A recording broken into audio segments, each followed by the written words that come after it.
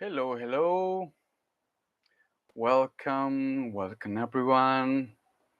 So nice to be here with you again, here in the middle of the night, in the northeastern part of Brazil, uh, having this opportunity to share the wisdom of the people who are still, in some way, we're going to talk about this today, still in deep communication with nature, with Mother Earth.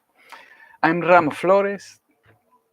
I'm guide of the Nación Pachamama movement and part of the Andean Mystical School for some years now, and uh, trying to speak in another language, which is a beautiful challenge because the things we have learned from very simple people, farmers, women and men from the high Andes, we had the responsibility to share, to with an open voice sing their songs, make them worth of attention, because what they have to say is not just important because it's good to understand another culture, but is essential and urgent in the situation we are now as human beings. Um, I want to just talk a bit about me. I'm a curious person, walking around the world, learning, especially um, practicing and experiencing situations related to my hands and earth. I'm a gardener, I'm a natural builder, I'm a permaculturalist, and following my family's traditions, I'm a healer. And for all those combinations, it helped me to find ways to share a very delicate and very simple wisdom, which is uh, trying to hear the voice of nature, trying to hear the voice of our own nature, and find some kind of resonance, some kind of bridges that help us connect. So this invitation that you received, and I'm grateful that you joined us tonight, and maybe you are watching this later. It's enriched, it's nourished by our recent pilgrimage in the Andes. It's so nice to walk those paths, to smell those fragrances, to meet those people, to be in touch, literally in touch with the power and the strength that comes from the sacred places. So we had a beautiful and intense, at the same time, surprising, and sometimes uncontrollable situations that brought us some shocking experiences. And for that, we want to share some of it in some way, organized in these 9 days, 3 days in a row. Then Saturday, we're going to have an interaction in the WhatsApp group. We're going to have some in the middle, Kanchari Andean yoga, to invite you in the middle of the week. And next week, we're going to have the second module. The first module is about the language of the earth. These few days, these 3 days, we're going to talk and we're going to practice as well in this poetic idea. Can the earth, can the planet, can Mother Earth, can the landscape talk? Can we hear and can we answer? Can we have a conversation?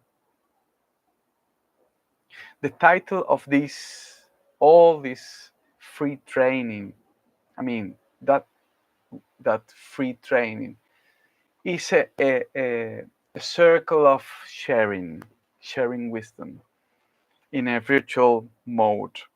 But we need to find ways to share, to call it in some way. So the title is The Agreement with the Earth. The Agreement. So to agree with someone, we need to understand each other. My language and the language of the other should be shared in some way. There should be a bridge between the other and me to agree. So all these days, we're gonna try to talk about this, to use words, and to express through some gestures that we call rituals. Trying to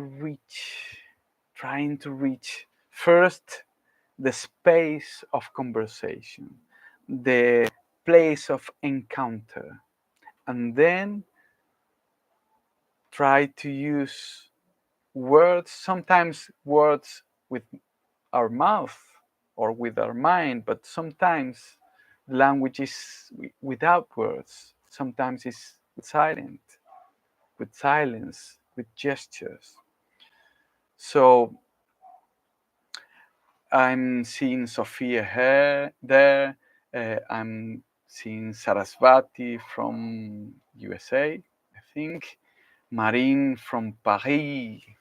Great. So we, in some way,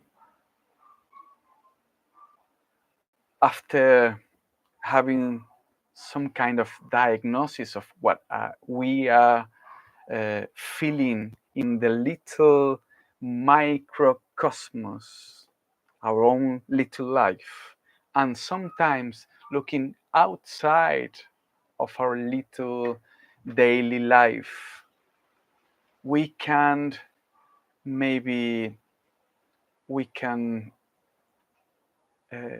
understand that we are losing the space where we talk with life, if you want to say it, life. When we say Mother Earth, we are trying to point it out to what we call life, not just the land that holds us and gives us food and supports all physical life, but the expression that is holding our physical body, is holding and nourishing our emotional body, is holding our mental body, and especially is holding our subtle, if you want to say it, energetic, or the space and time on us that could be expressed as you and me. So we are pointing out, we are maybe fall in love of the idea that we can, in some way, maybe we intuit, we are feeling that we can change in some aspects of our life, changing some fixed ideas, changing some bit of our behavior, we can recover the way we talk with the other. And the big other, we call it life. The big, the not just the other person. I'm talking to this machine that is helping me to reach you. But in my imagination, I'm talking to Marine there in Paris, imagining myself looking to her eyes. So, in that conversation that we are trying to prepare, we need to express ourselves in our sensitive way through our body, in all the manifestation of our body, in all the existence of my body, my physical body, on all the senses. And at the same time, we need to expand a very profound and beautiful expression and capability of ourselves that we call imagination. So sensitivity and imagination together could create a bridge, could create some kind of path to find that poetic place where we talk with nature. But maybe you can say, why should I talk with earth? Maybe you can ask yourself, what I'm doing with my life? What's my purpose? For what I am having this body, I'm having these ideas, I'm having these emotions, I'm having this conversation? For all those answers, we need some kind of support, because those answers maybe could come from ourselves, but we, in the deep inside, can intuit that the answers come from somewhere else. Someone else is answering it. That's why we are fascinated on oracles and horoscopes and the idea that the cosmos is talking to us something, helping us to understand some kind of patterns. If we understand those patterns, we can have, finally, that's the goal, we can have a good life. And I'm using the proper word. We can have, not just me. If I have a good life, just me, and I look around and see people suffering, or not just people, maybe trees or cats or a whole landscape suffering, I won't be in a good life. So, in that sense, talking with nature is trying to reach some kind of agreement, but not my agreement, our agreement, to hold up a new kind of life, new kind of relationship, a new kind of behavior with ourselves and with the other,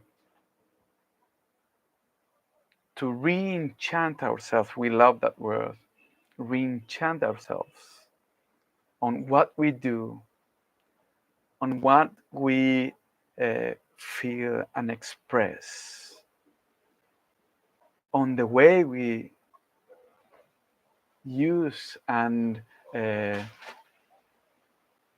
walk this landscape.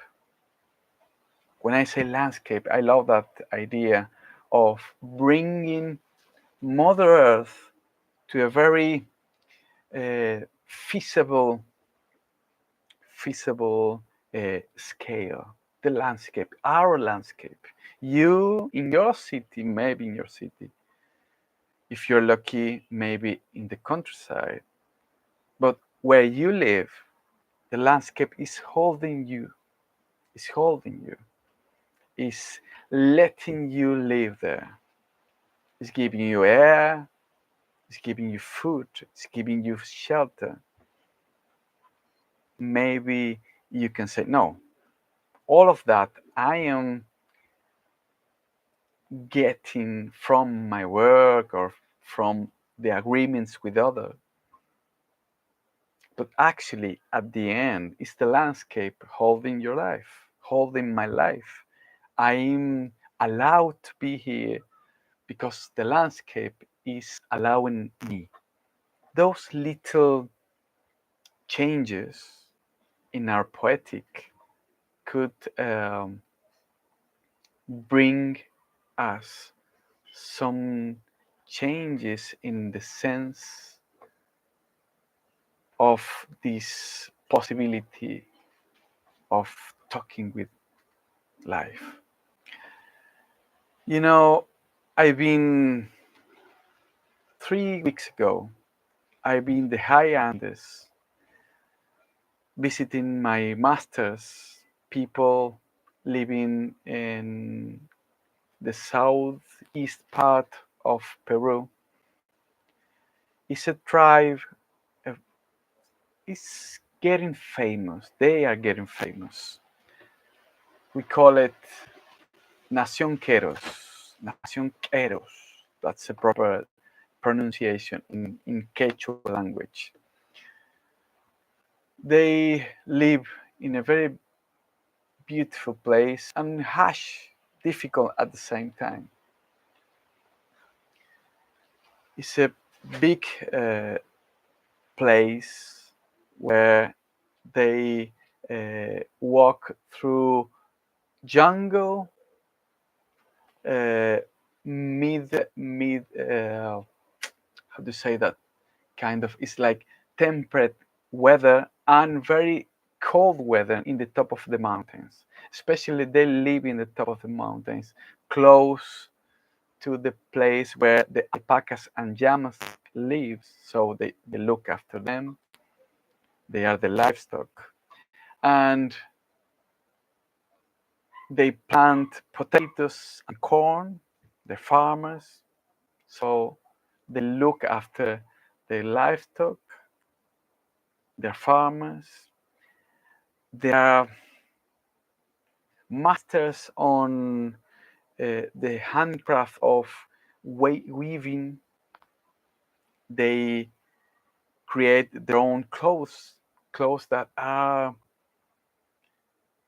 very old and traditional kind of clothes, answering to some kind of very old symbolism and relationship with their own landscape. They walk from the high mountains to the deep jungle, hot and humid and cold and very high, like 4,500 meters above the sea level to 1,800 meters above the sea level. So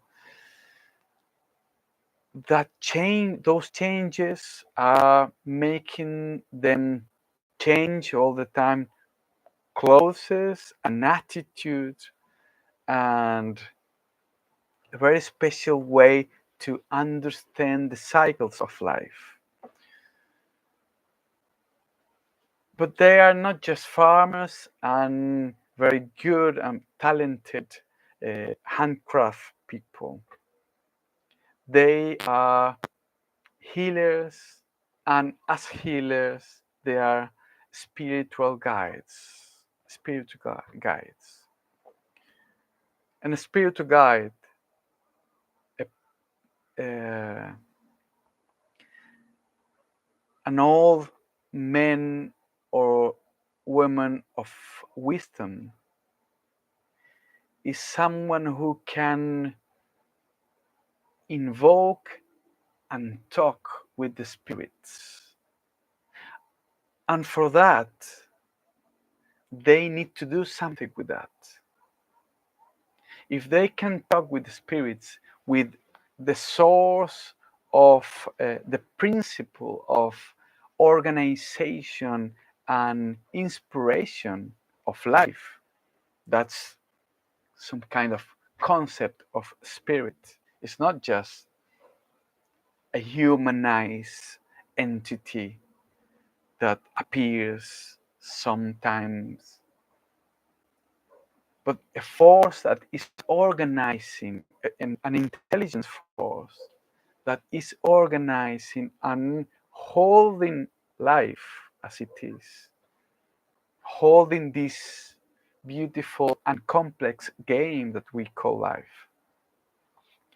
So these men and women of wisdom, they call them Paco. Paco is a beautiful word. Paco is someone who can invoke, call the spirits. And to call the spirits, we need a necessity, an urgency. We call them to express them some kind of unbalanced situations that we call it conflicts, illness, suffering, and pain. So, a spiritual guide has this practical aspect that we call healer. A spiritual guide and healer is the same thing. So we have learned from them, not not too much from their words. They are very silent people. They use metaphors, farmers' metaphors. They use a beautiful language that we call Quechua. Quechua. A very old language full of polysemic words. That means words that mean many things. And as we understand those words, we can find out the mysteries of their relationship with the landscape. I'm gonna teach you a beautiful word. It's called Chakana. I'm gonna write it here. Chakana. Chakana. Maybe some of you have heard of this word. Usually is associated to the Andean cross. This kind of cross is a square cross with some like steps in the sides of the cross, and in the middle there's a hole. But Chakana literally means a bridge to get to somewhere, a bridge to connect or bring you to somewhere else, to find someone of somewhere. Chaka literally means bridge. So Chakana is not just the Andean cross, but a description or an adjective of an attitude that we can hold as human beings to try to get in touch, to try to reach, to try to create the situations to bridge, to link, or to bond to someone, to somewhere. So, Chakana is this attitude that brings you out of your shell, out of your little world, your microcosmos, to little box, and open the doors to get in touch, to create some kind of possibility of intimacy. That's finally the symbology of this cross. This cross is helping you to remember that we are all the time trying to reach, connect, link to some expressions of life or the divine force of the way you can call God, goddess, whatever you want to call it. So Chakana is the attitude to connect, to be open, to be open, to be receptive. And the receptiveness, if you can say it in English, um, is not a passive attitude. Chakana is the active attitude to try to get in touch, to open your hand, like if we can use that metaphor, to open your hand to touch the other. When I say other, you can say other people, you can say a sunset, you can say a tree, that tree that was planted before you came to this world. And it's there all the days you were walking to your work, and suddenly one day you look at it, you look at him or her, if you want, and suddenly you create the bond. You are in a state of Chakana, creating a bridge, and suddenly, that tree is talking to you. I mean, talking. It's a tricky word. Maybe the people around you can think this is a crazy man or woman.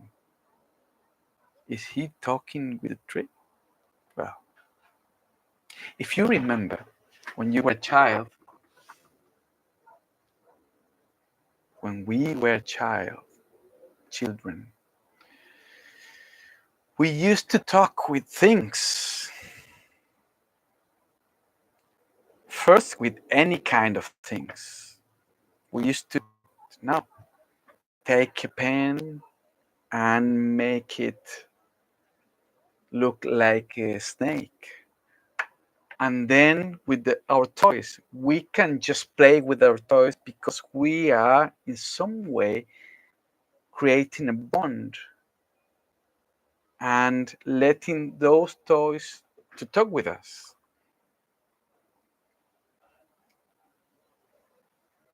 I'm gonna show you another word in Quechua. Chacaruna. Chacaruna is another way to call the people of wisdom, the people of sensitivity, the healers or the pacos, chacaruna, the people who can create the bridges, the people who can be in touch, chacaruna.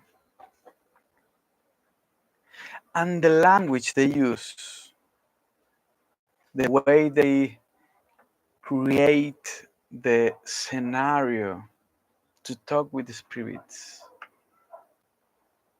is a very interesting and beautiful gesture that we call ritual. Ritual. Maybe if you say ritual, we can suddenly let grow inside from our cultural unconsciousness those ideas from the religions that rituals are this and that and superstitions and rituals. A ritual is a way to connect with the past, connect with the future, and create the possibility of being in the present. I mean, you wake up every morning and you wake up in a special way. And that's a ritual. When you go to eat, when we go and find our friends, we perform some kind of rituals. The way we talk. And obviously, there are rituals that make us, not just me, our community, to connect together and find some kind of identity in our culture, in our place, in our time. You know, maybe you can say Christmas. It's a community ritual. The roots of Christmas are coming from the people that were in touch with the landscape. then transform in another kind of rituals that are answering to our need to buy things or whatever. But it's a ritual. That's a ritual. So the people that we call them masters, the Keros nation, they are masters of the rituals, rituals that are coming from the beginning of humankind. And every time you perform a ritual, you are in some way how does you are uh, make it present. You are, how to say it in English, upgrading. You are bringing this situation to the old ritual because it's a repetition.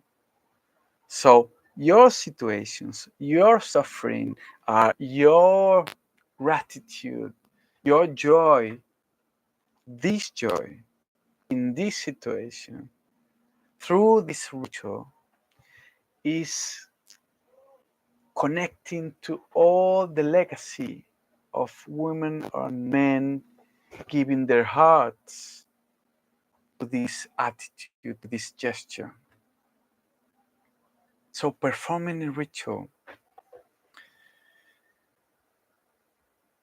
is giving, is nourishing this little river of wisdom coming from the beginnings of humanity, coming from the first human beings that opened opened their hearts to the devotion of being alive, just surviving.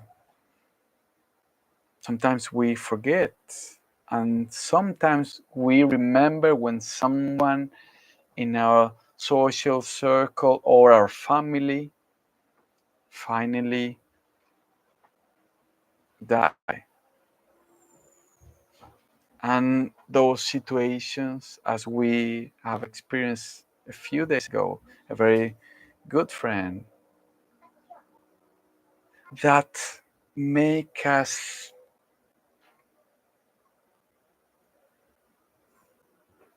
it creates some kind of questions, and the answers should come from not just us. The answers should come of that conversation with life. The important, the essential questions, meaning, as we say, the purpose of being alive. So in this world we are sharing, this very uh, conf- uh, the situation full of conflicts and crises, not just ecological crisis, that is obvious, social crisis, political crisis, identity crisis, emergency everywhere. We have to prepare ourselves to the essential questions. The purpose of being alive, the purpose of being human beings, and that lack, that deep longing, that feeling of being lost, astray,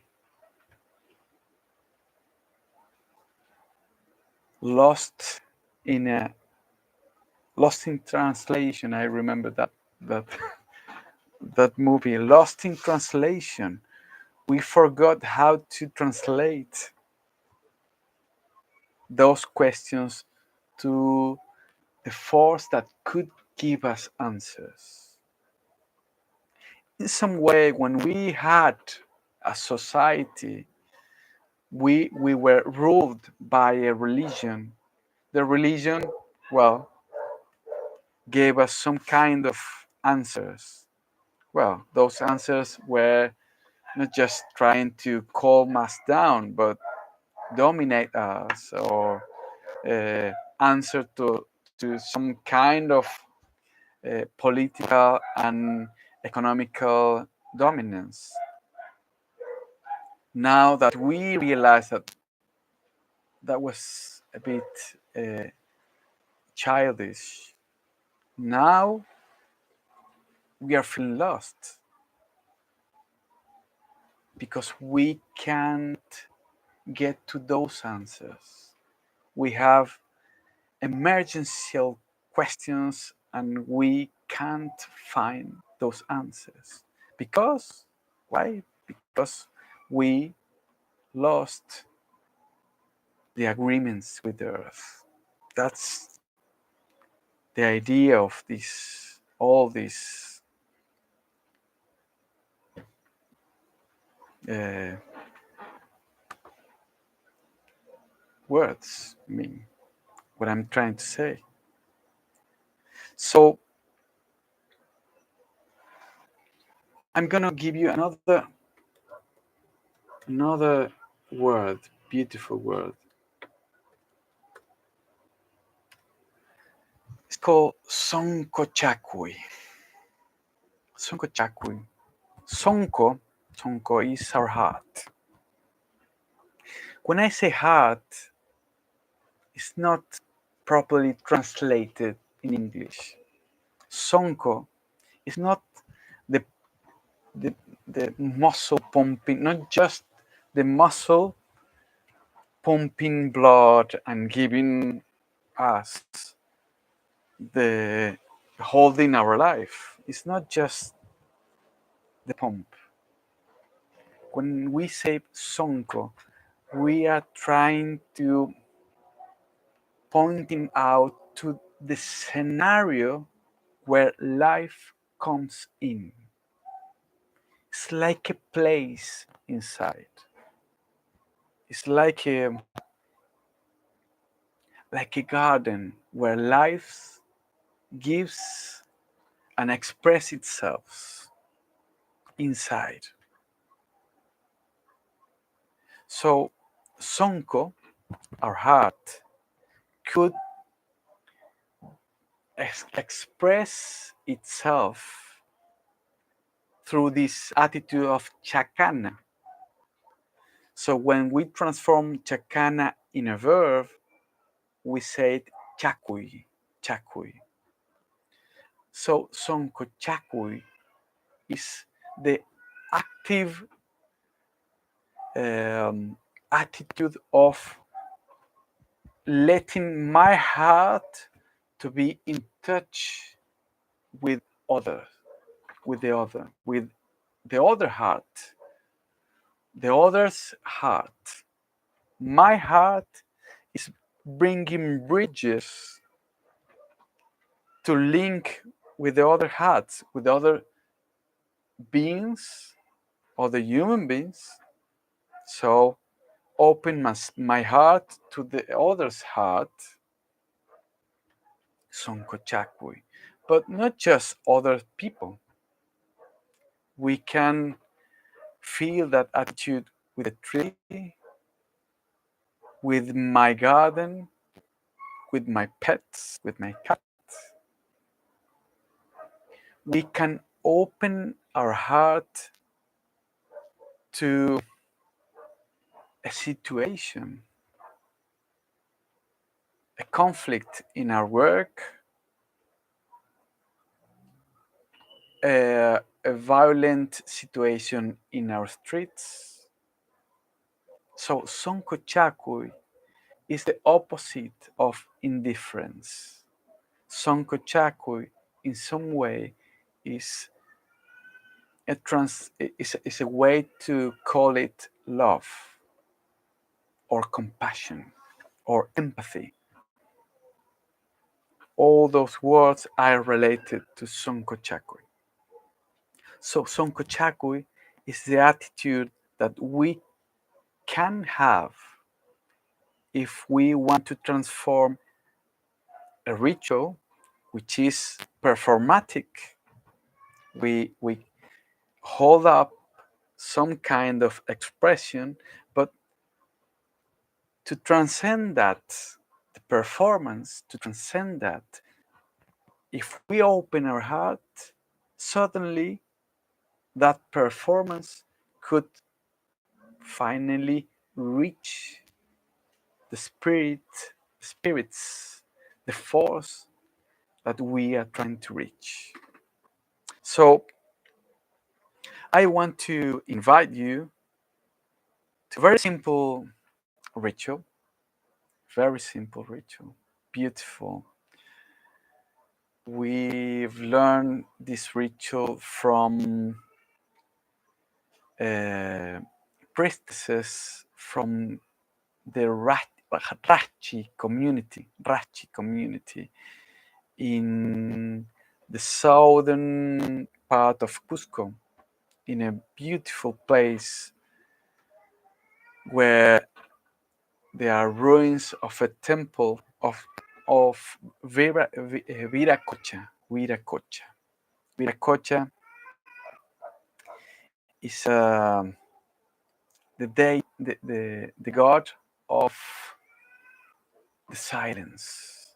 Is or the goddess actually is this divine aspect that don't have a proper gender, is silent, is behind all the visible world. And in that kind of landscape, in that temple, live these beautiful priestesses, and they taught this ritual to open our heart to talk with the landscape, to talk with Pachamama. So I'm going to change the camera and I'm going to sit down and I'm going to invite you to perform this ritual, in your house. So just wait for me a second. I'm going to change the camera.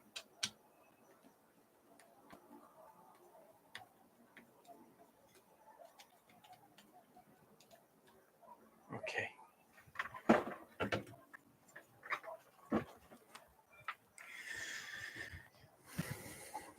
So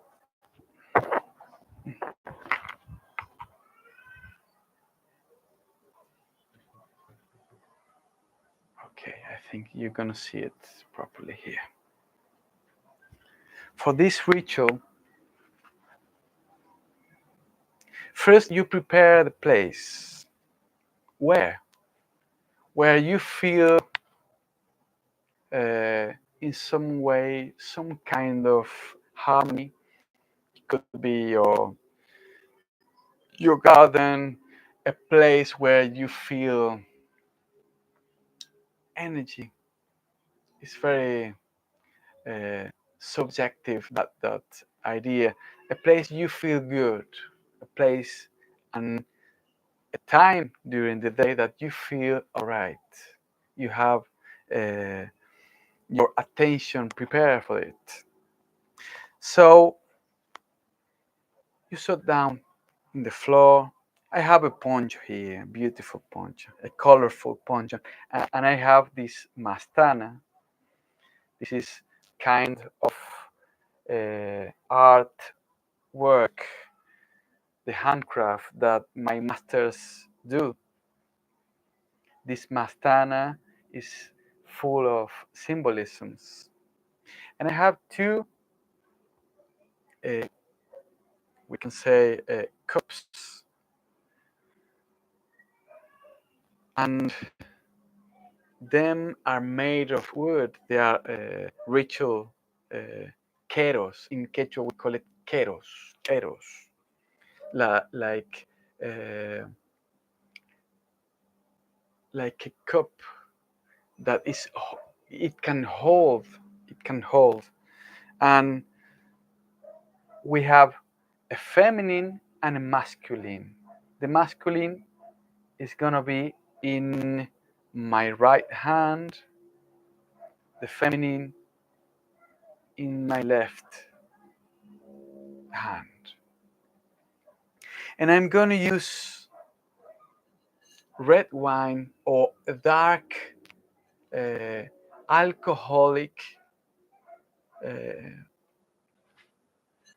mm, how to say it, drink, because the alcohol for the Andean traditions help us to get in another kind of consciousness, a softer one.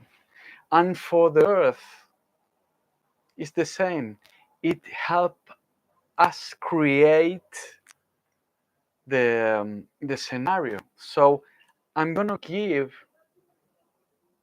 the feminine aspect of Pachamama, the dark drink. This is red wine. I'm gonna put it some in the cup, and for the masculine aspect, I'm gonna use white or distillate spirit. This is how to call it, ron, because the clear drink is related to the masculine and the apple, the snow in the top of the mountains. So I'm gonna use a clear drink for the masculine aspect. And the other element is very important. Well, it's not so easy to find, but for them, the coca leaves, these are coca leaves, they have a spirit inside.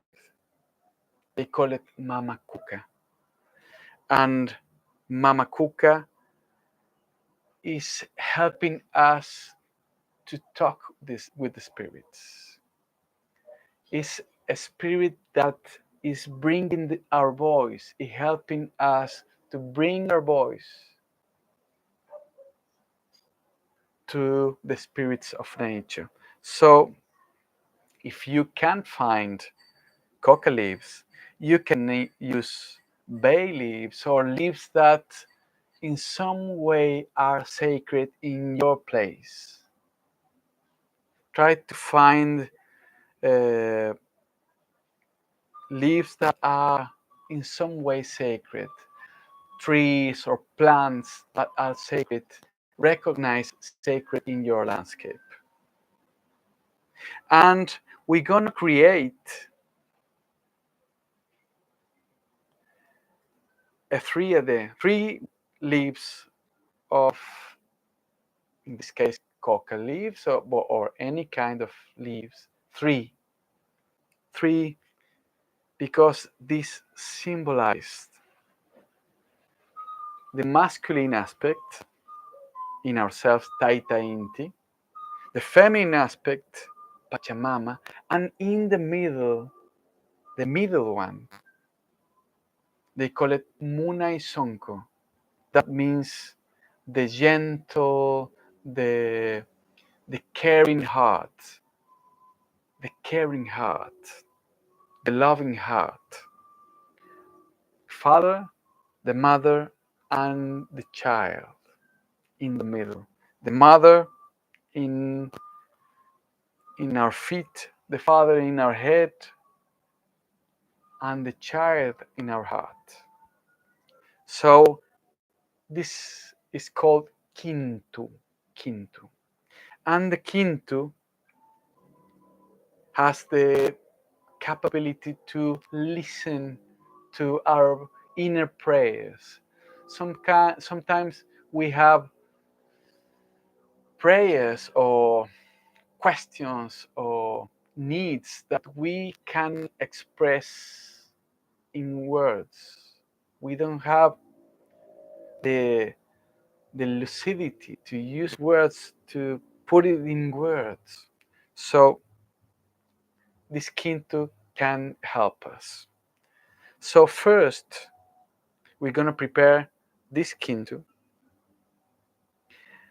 and this Kintu is gonna be related to Pachamama and all the aspects related to the world, to the concrete world, to our body, to our relationships with others, to our work, to our romantic relationships, to our friends, to our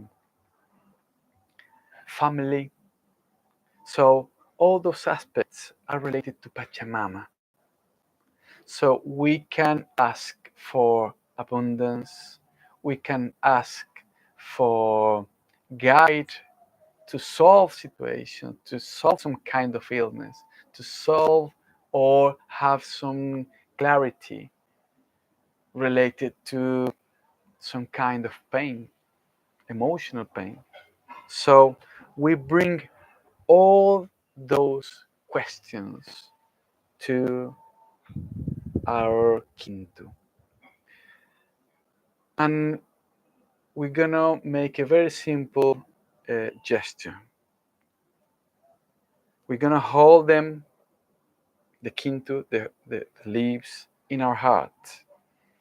Close our eyes. And as we start to connect with all the situations that we feel uncomfortable, unbalanced, in conflict, the pain, the suffering,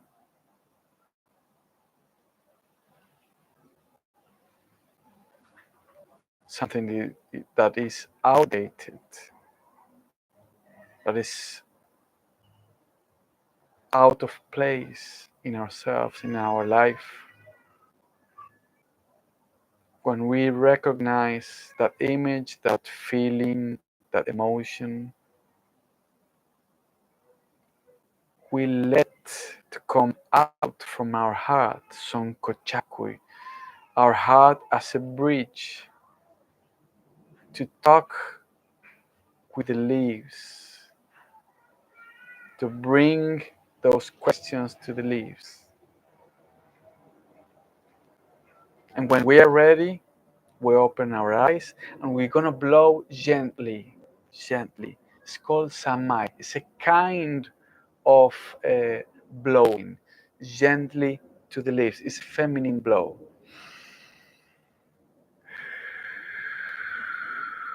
One time,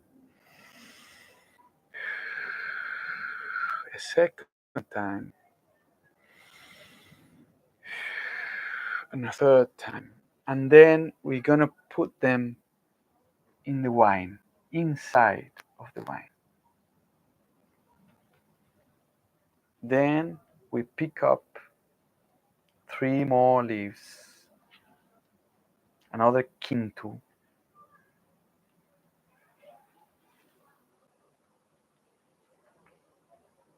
We're gonna place them in our heart, close our eyes, and I'm gonna bring the situations related to the clarity, the vision, the clear ideas, the lucidity on our purpose, on what we do, the connection with the divine, with the light coming from the sky.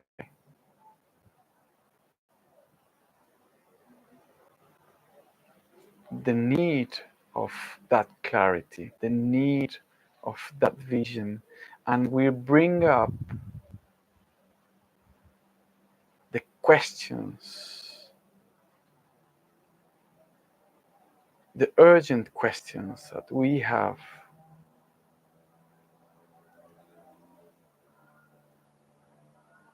and need urgent answers.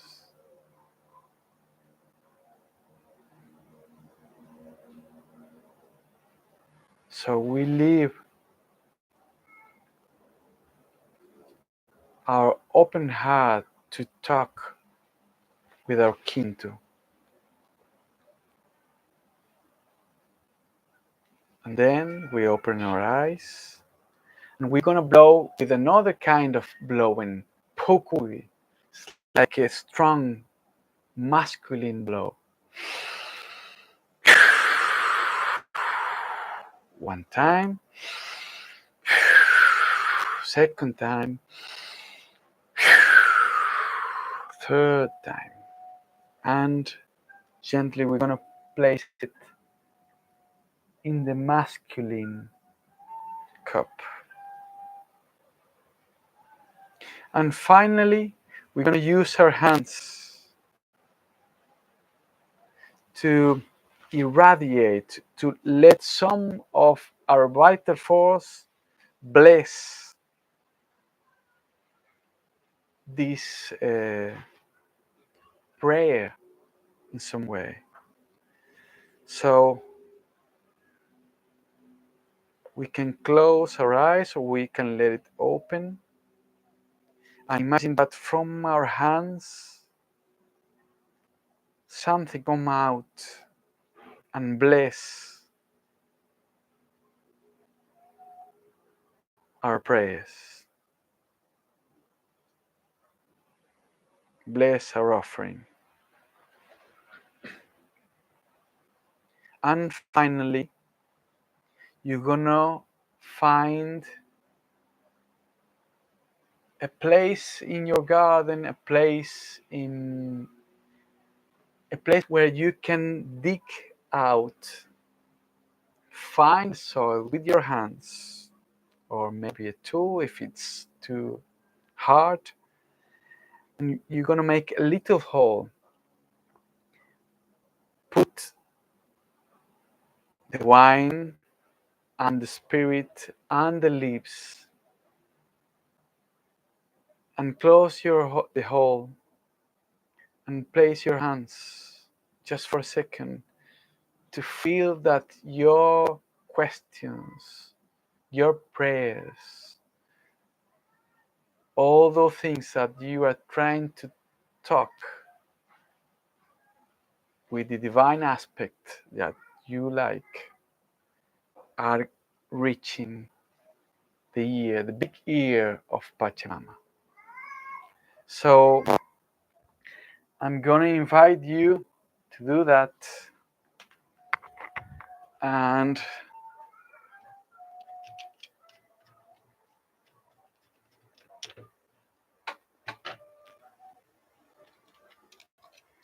tomorrow